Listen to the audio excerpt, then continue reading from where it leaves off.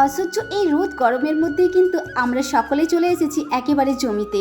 তো আমরা কিসের জন্য এসেছি আশা করব তোমরা একটু হলেও অনুমান করতে পারছো। তো চলো আজকে আমি তোমাদেরকে বলে দিই আমরা কিসের জন্য এসেছি। তো বন্ধুরা, আজকে হচ্ছে যে আমাদের জায়গা জমি ভাগ করা হবে, তো সেই জন্যই আমরা হচ্ছে যে এসেছি। আজকেই আমরা হচ্ছে যে মেচেদা থেকে আমরা ঝাড়গ্রামে এসেছি। তো সকাল 10টার দিক করে মোটামুটি পৌঁছে গেছি। তো এসেই একটু টিফিন করলাম, করার পরে আমরা কিন্তু সবাই চলে এসেছি একেবারে জমিতে। আর এত রোদ বন্ধুরা কি বলবো, খুবই রোদ দিয়েছে। আর আমাদের কিন্তু কিছু কুটুম বন্ধুও এসেছে, আমাদের যেহেতু জায়গা জমি মাপ করা হবে তো সেই জন্য। আর গ্রামের কাকু দাদারা সবাই এসেছেন। তো এই দেখো পুরো চারিদিকে কেমন ধুধু করছে, তাই না?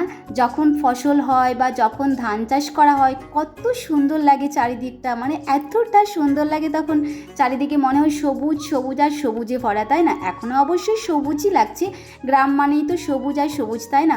কিন্তু যখন হচ্ছে যে ফসল হয় তখন তো আরও বেশি সুন্দর লাগে। তো যাই হোক চলো, আমরা তো এই রোদ গরমের মধ্যেই হচ্ছে যে মাঝে মধ্যে আমি তো একেবারে রোদ সহ্য করতে না পেরে আমি একেবারে হচ্ছে যে কাজু গাছের নিচে চলে যাচ্ছিলাম। তো কাজু গাছের কাছে সত্যি একদম শান্তিই পাচ্ছিলাম, গাছের নিচে বসে থাকার মজাই আলাদা।